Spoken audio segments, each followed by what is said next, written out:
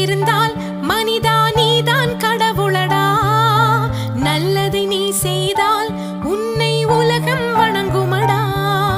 பிறப்பது ஒரு முறைதான் மனிதா, நினைத்ததை நடத்திடடா. இறப்பது விடுமுறைதான், நீ இங்கு அதற்குள் ஜெயித்திடடா.